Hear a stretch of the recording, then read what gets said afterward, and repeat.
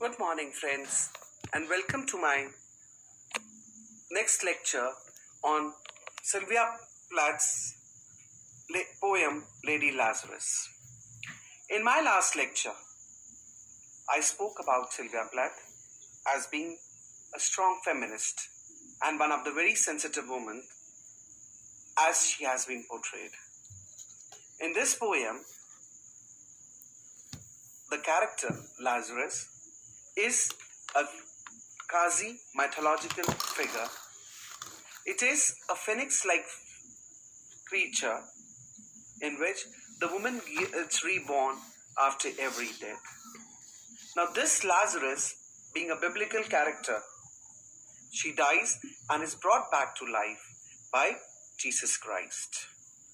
I had also spoken about the poem dealing with the suicidal attempts, and as we read through the poem, the very first lines, I have done it again, portrays how she has managed to make suicide attempts. As if very casually, she takes life and death. And in the very first paragraph, we see that it was her third attempt. And in every 10 years, every decade, she manages to make one suicidal attempt.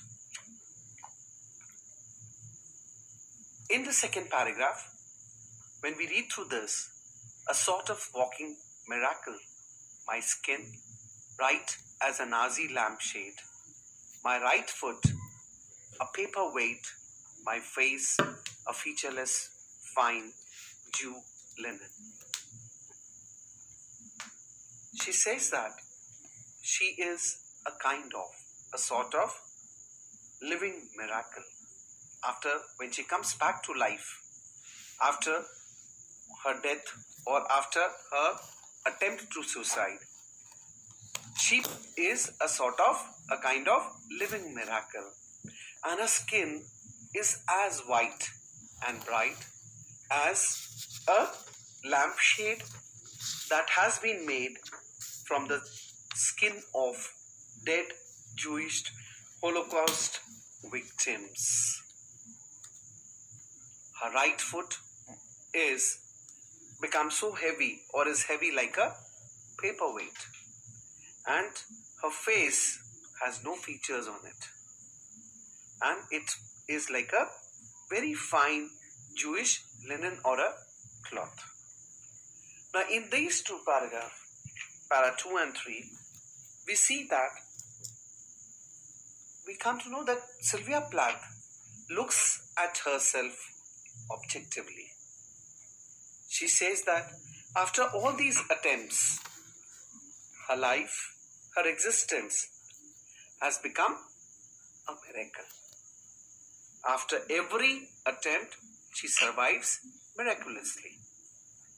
Now, here she considers, in the lines that we read, we come to know that she considers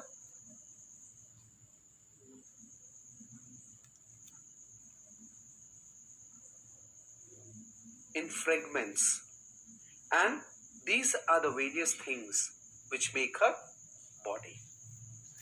She might mean that though her body survived, the soul in her has actually died. The images of the Nazi and the Jews that she has portrayed signify the sufferer and the victimizer. The Jews here signifies the sufferers, victims, and the Nazi signifies the victimizers and the tyrants. This is how she identifies herself with this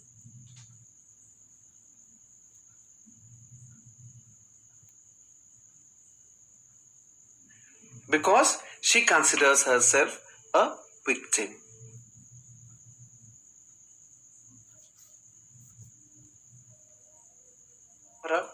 Throughout her life, also because of her Australian background.